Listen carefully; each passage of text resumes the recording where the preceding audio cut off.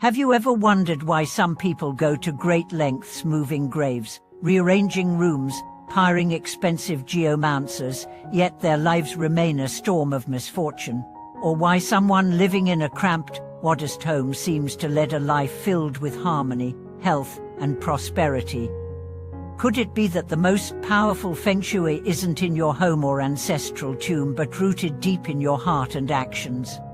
Welcome back to the channel, where we explore ideas that challenge tradition and transform perspective. I'm glad you're here. Today, we are unraveling a mystery that stretches beyond the mystical realm of wind and water, straight into the core of your being. Because real Feng Shui isn't about mountains and rivers. It's about the energy you carry, the intentions you act upon, and the moral compass you follow. Yes, the truest Feng Shui is internal.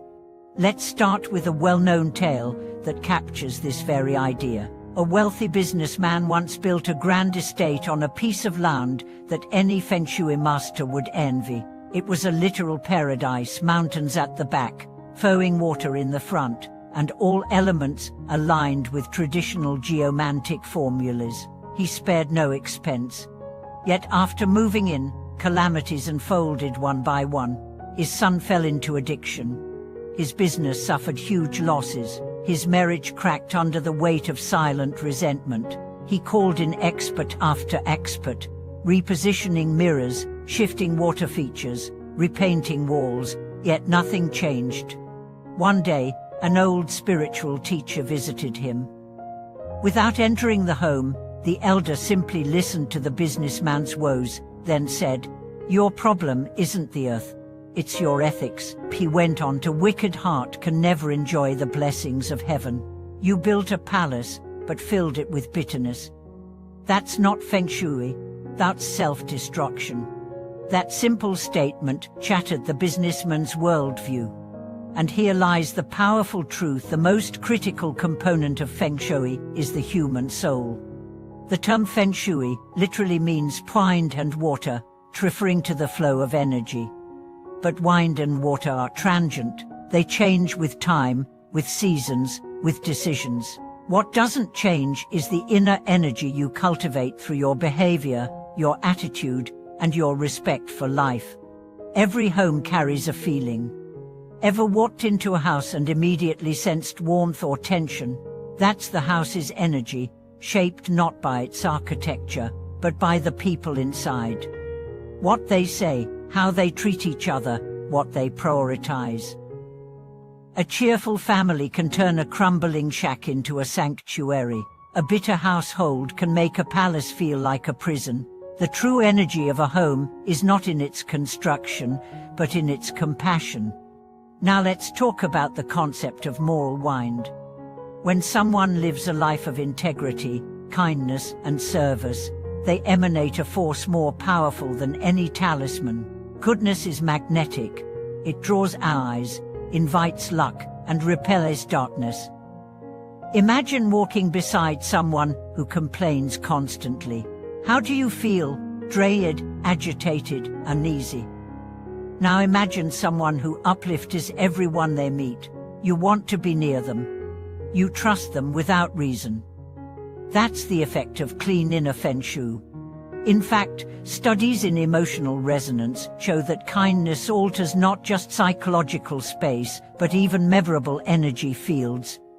Your thoughts, intentions, and actions literally shape the air around you. So when we talk about real Feng Shui, we must look at how you speak, how you handle conflict, how you treat those with less power than you. Language is one of the most underestimated forces in personal energy. Every word you speak either builds or breaks. Negative speech, gossip, sarcasm, these don't just damage reputations, they erode your internal energy.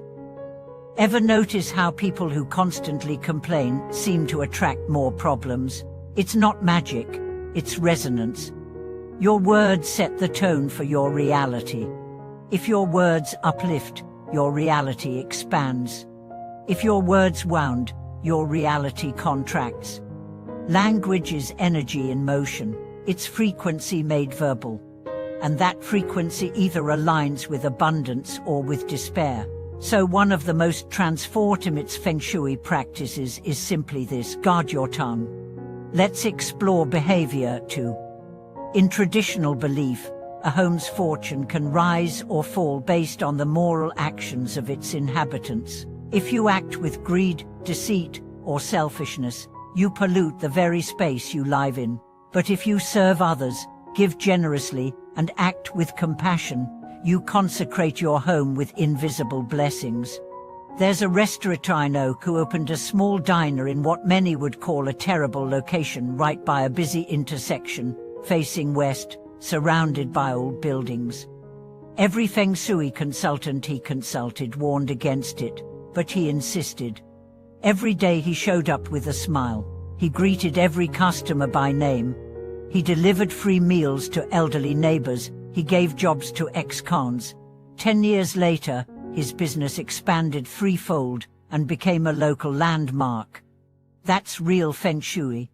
Not water placement, not golden toads, but human dignity. The energy you emit is the ultimate environmental force.